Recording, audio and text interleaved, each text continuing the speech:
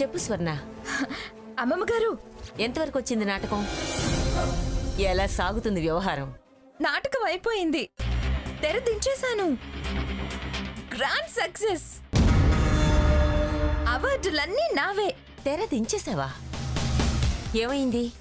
ఎందుకు ముగించావు? అన్ని సీన్లు మనం అనుకున్నట్టే సాగాయి. నాకు పవర్ ఇస్తానని పిచ్చి మంగమ్మ ఒప్పేసుకుంది. స్వర్ణ కాస్మెటిక్స్ కి ఎండీనయ్యాను. ఫుల్ పవర్స్, పెద్ద పీట. ఇంకేం కావాలి? పవర్ వచ్చింది, ఇంకా పరపతి పెంచుకోవాలి. ఆ పిచ్చి ఆవిడ పెద్ద మనవరాలు పీఠాపురం సీతా మహాలక్ష్మిని ఇంకా దెబ్బతీయాలి. జనాల చేత చీ అనిపించాలి, చీ చీ పో పో అనిపించాలి. నా లెవెల్ ముందు అది చేతులు కట్టుకొని నిలబడాలి. నా కోరికల్లో క్లైమాక్స్ సీన్ అదొక్కటే మిగిలింది. నా ర్యాంక్స్ సర్కిల్ పెరిగేలా మీరే నాకు సాయం చేయాలి. మీ అండతో నేను బాగా ఎదగాలి. నా పరపతి స్టేట్ లెవెల్లో పెరగాలి. స్టేట్ లెవెల్ ఏంటి, సెంట్రల్ లెవెల్లో పెంచుతాను. నా రాజకీయ వారసురాలుగా నిన్నే ప్రకటిస్తాను. ఆ మంగమ్మకి చెమటలు పట్టేలా చేస్తాను. ఎంపీని చేసే బాధ్యత నాది.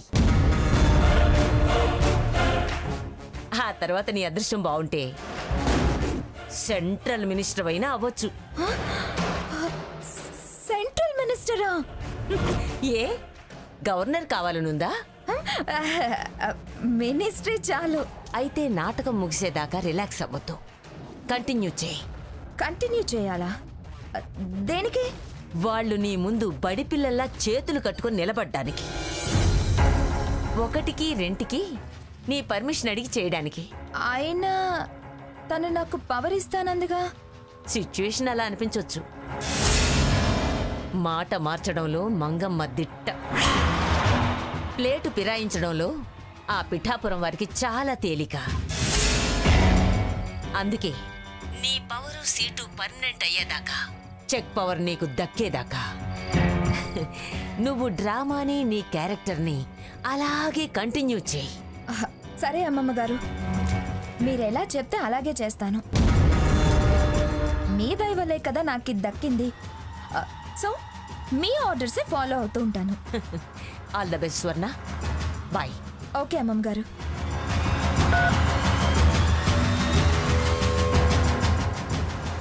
అమ్మమ్మ గారు చెప్పింది కరెక్ట్. మళ్ళీ ఏదో ఒక వంక చెప్పి నా పవర్ లాక్కున్నా లాక్కుంటుంది. మళ్ళీ మళ్ళీ ఈ సూసైడ్ డ్రామా వేస్తే సక్సెస్ కాకపోవచ్చు. అందుకే దీన్నే కంటిన్యూ చేయాలి.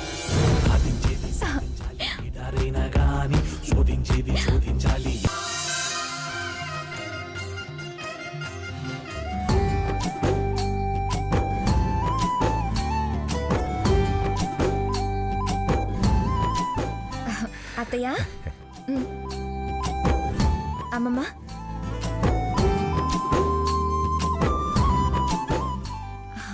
తాతయ్య. సీత, వచ్చావమ్మా?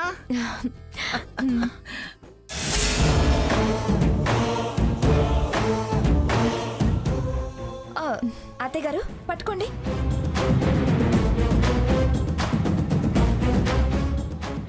నన్ను దీవించండి అమ్మమ్మ. నేను పీఠం ఎక్కాక గాని నీ పీఠం కదిలించను పీఠాపురం మంగమ్మ గారు. నా పీఠం కదిలించటం ఎవరి వల్ల కాదే. అలాగే నువ్వు నీ సీటుకి అంత పవర్ తెచ్చుకోవాలి.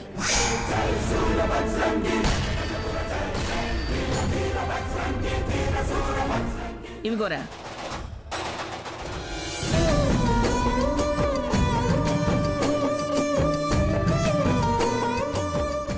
సీత ఆశీస్సులు కూడా తీసుకో. అయ్యో వద్దులేండి అమ్మమ్మ గారు. దీవించడం ఇష్టం లేదే మా అక్కకు. అలా మాట్లాడకు స్వర్ణ, మనసుకి కష్టంగా ఉంటుంది.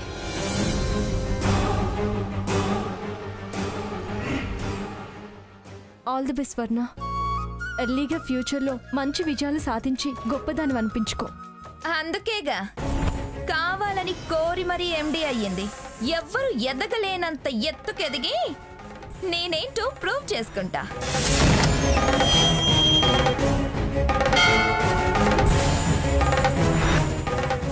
కుర్చీలో ఎక్కి కూర్చున్నాను కదా అని ఎగిసిపడ్డా మిడిసిపడ్డా ఏక్ దిన్ కా సుల్తాన్ అయిపోతావు. కాస్త ఒళ్ళు దగ్గర పెట్టుకుని వ్యవహరించు.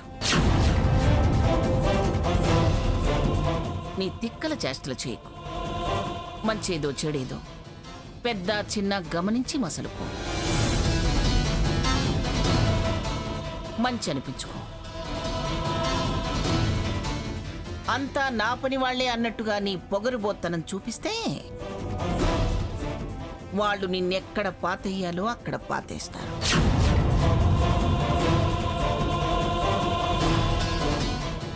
ఇదిగో మొదటి రోజు, పైగా సాకెత్ కూడా కాన్ఫరెన్స్కి బయటకు వెళుతున్నాడు. సీత 2-3 రోజులు దానికి తోడుగా వెళ్ళవే. అమ్మమ్మ గారు, నేను అక్కెందుకమ్మమ్మా? ఆఫీస్ తెలిసిందేగా. ఆఫీస్ తెలియచ్చు, కానీ పని తెలియదుగా. సీతకి మన ఆఫీస్లో వర్క్ చేసిన అనుభవం ఉంది. సీత, నువ్వు దాంతో పాటు వెళ్ళు. సరే అమ్మమ్మ గారు. వెళ్ళొస్తాను అమ్మమ్మ గారు.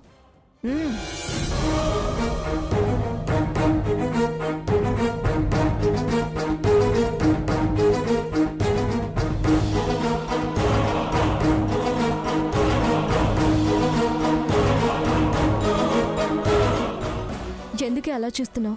కార్ స్టార్ట్ చేయి. నిన్ను చూస్తుంటే జాలేస్తుందక్క. జాలేస్తుందా? ఎందుకు? పాపం, కష్టపడి పైకి రావడానికి పోరాటం చేస్తున్నావు. ఇంకా పోరాట దశలోనే ఉన్నావు.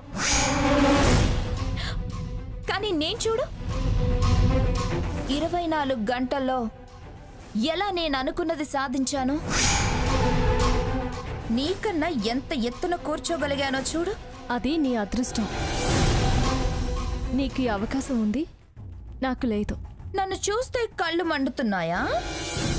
కడుపు ఉబ్బరంగా ఉందా? కుళ్ళుకుంటున్నావా? పిచ్చి పిచ్చిగా మాట్లాడుకో. నాకు అలాంటి ఆలోచన ఏం లేదు. నాకు సంతోషంగానే ఉంది.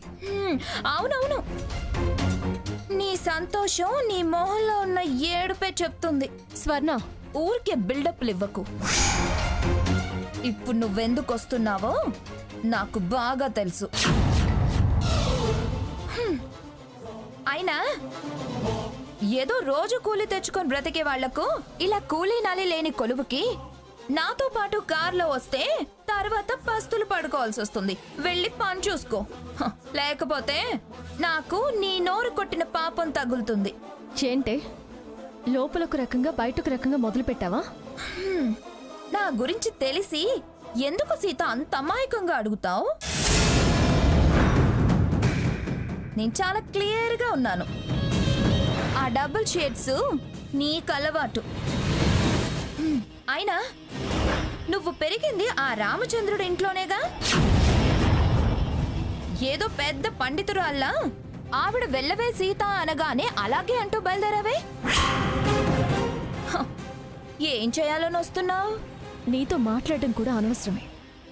ఎవరు ఎలాంటి వారో మన అంతరాత్మకు బాగా తెలుసు.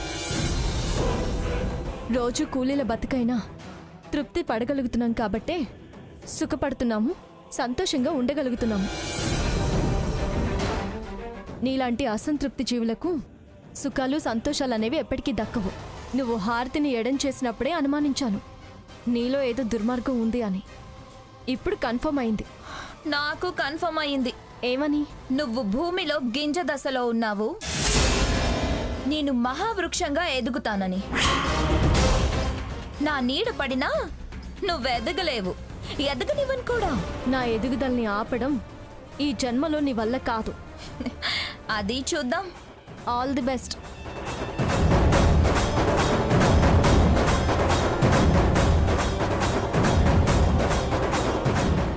అదేమిటి సీత, నువ్వు తిరిగి వచ్చావు?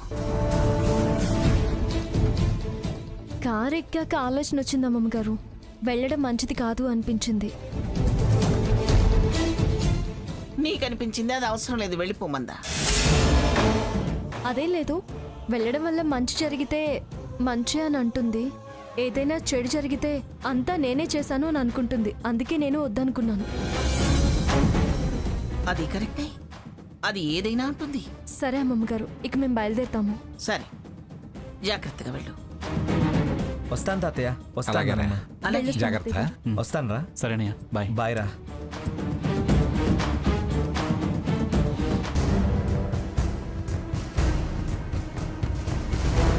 రండి రండి, రా స్వర్ణ రా.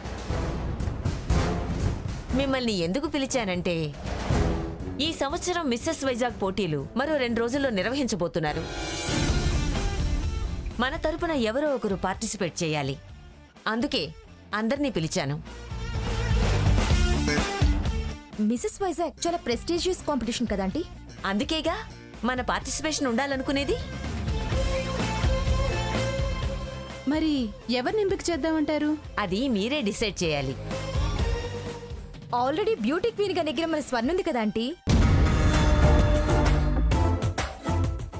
గుడ్, అయితే స్వర్ణనే పంపుదాం. నేనా నేనా అంటావేంటి? నువ్వైతేనే కరెక్ట్. డెఫినెట్ గా నువ్వే మిసెస్ వైజాగ్ గా సెలెక్ట్ అయిపోతావు. నేను స్వర్ణనే ప్రమోట్ చేస్తున్నాను. సేఫ్ సైడ్ గా ఇద్దరిని పోటీకి పంపుదాం. ఇద్దరా? Yes, Swarna and Arora. నేనా? ఆ, నువ్వు స్వర్ణ క్లబ్ మెంబర్సే కదా. నేను మన చైర్మన్ సుజాత గారితో మాట్లాడతాను.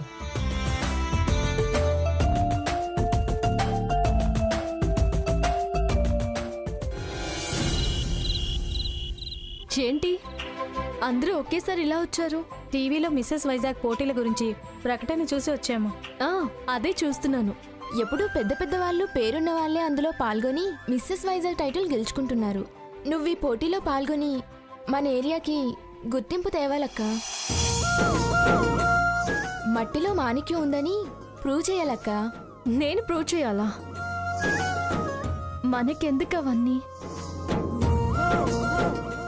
సీత, మనకెందుకు అంటావేంటి? వాళ్ళు మన ఏరియాకి గుర్తింపు తేవాలి అంటున్నారుగా.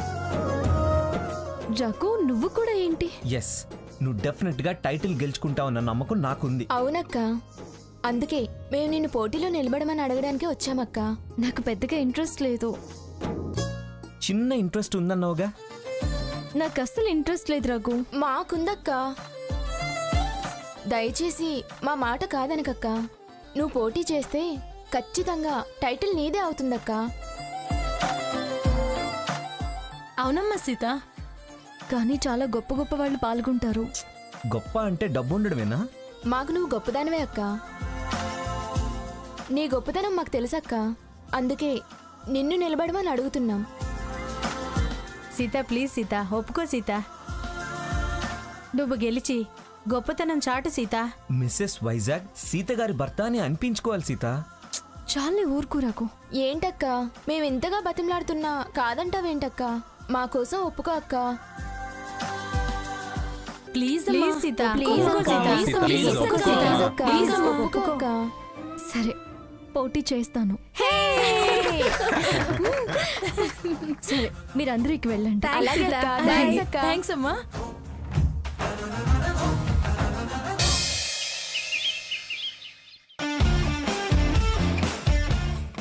స్వర్ణ, ఒక్క నిమిషం.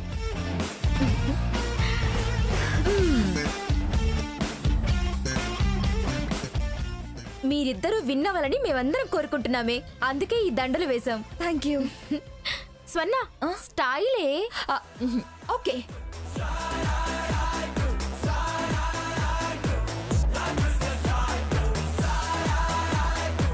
నమస్తే మేడం. నమస్తే. నమస్తే మేడం. మేము షీ క్లబ్ మెంబర్స్మి. మా క్లబ్ తరఫున వీళ్ళిద్దరూ మిస్సెస్ వైజాగ్ పోటీలో పాల్గొనబోతున్నారు. పేర్లు నమోదు చేసుకోండి.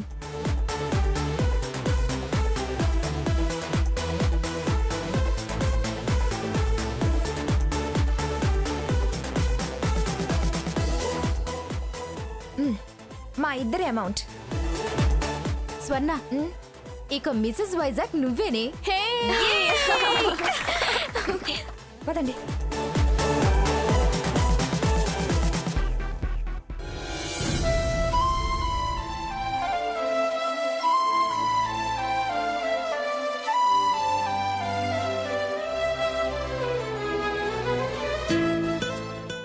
రఘు అవసరం అంటావా? ప్రయత్నం తప్పు కాదు కదా సీత. పరీక్ష తప్పితే నలుగురు వెక్కిరిస్తారు. ఎవరో వెక్కిరిస్తారని మనం ప్రయత్నం విరమించుకోవడం తెలివి తక్కువతనమవుతుంది. గెలుపోటములు దైవ నిర్ణయం.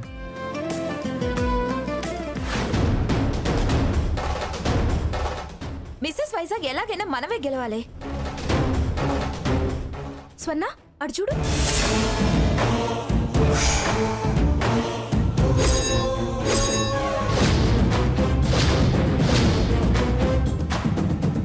చెప్తా, పదండి. రఘు పద వెళ్ళిపోదాం. సీత అటు కాదు, మనం వెళ్ళాల్సింది ఇటు. నేను పోటీ చేయదలుచుకోలేదు రఘు. ఏ? స్వర్ణ కూడా పోటీ చేస్తుంది కదా, దాన్ని గెలవనివ్వు. ఏంటి నువ్వు మిసెస్ వైజాగ్ పోటీలో పాల్గొనాలని వచ్చావా? రాకూడదా? ఇదేమీ సైకిల్ పందెం కాదు నువ్వు రావటానికి. పందెం ఏదైనా సమర్థత ఉన్నవాళ్ళు పాల్గొనొచ్చు. వచ్చు, కాదంటూ లేదు. సమర్థత ఉందనుకొని వచ్చి ఎందుకు వెనక్కి తిరుగుతున్నారు? తను పోటీ వద్దనుకుంటుంది. ఇక్కడి దాకా వచ్చాక వద్దనుకోవడం ఏంటో. నా చెల్లెలు పోటీ చేస్తుంది కదా, ఇంక నేనెందుకని. మాలో ఎవరు గెలిచినా ఒకటే అని. నేనంటే ఎంత ప్రేమ, నా కోసం ఎంత త్యాగం చేస్తున్నారు. నన్ను గెలిపించటం కోసం మీరు చేస్తున్న ఈ త్యాగం చరిత్రలోనూ నా మనసులోనూ శాశ్వతంగా నిలిచిపోతుంది. సంతోషమే, కానీ రేపు నేను విరమించుకుంటేనే దాన్ని విజయం వరించింది అని నువ్వన్నప్పుడు నా మనసు కలుపుకుమంటుంది. నీ భిక్షతో నేను పోటీ నెగ్గినట్టు అవుతుంది. మరెలా? నేను అలా అనను, అనుకోను. చాలా మంది అలాగే అనుకుంటారు. అయినా అంత హుషారుగా వచ్చి నన్ను చూసి ఎందుకు వెనక్కి తిరిగారో నేను చెప్పనా? నిజం చెప్పనా? నిజం మేమే చెప్పాం కదా, ఇంకా నువ్వు చెప్పేదేంటి? మీరు చెప్పేది మంచి దక్కించుకునే నిజం, నేను చెప్పేది నగ్న సత్యం. అదేంటంటే ఎవరో అనామకులుంటారు, పోటీలో దిగి గెలిచి అటు ప్రైజు ఇటు ప్రైజ్ మనీ దక్కించుకోవచ్చు అని వచ్చారు. తీరా ఇక్కడికి వచ్చేసరికి నేను దర్శనమిచ్చా.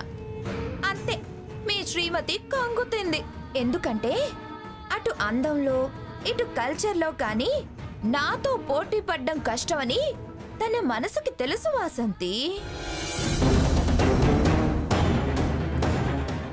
ఆ భయాన్ని అందమైన అబద్ధంతో కప్పేస్తూ త్యాగం పేరు చెప్పి తప్పుకొని అందరిలో మంచికి మంచి అని, అమ్మమ్మ దగ్గర పేరు సంపాదించుకోవాలని, అబ్బా చెల్లెలంటే సీతకు ఎంత ప్రేమ అనే పేరు మూటగట్టుకోవాలని.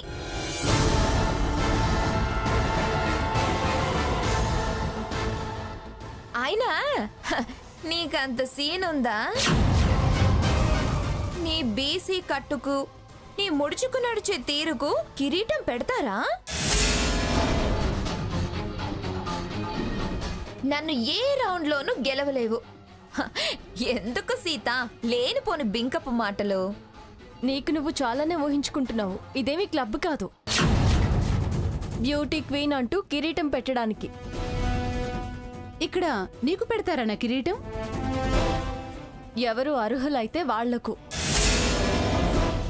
ఆ అర్హత లేని వాళ్ళంటే నువ్వు పోటీలో ఖచ్చితంగా ఉండాలి.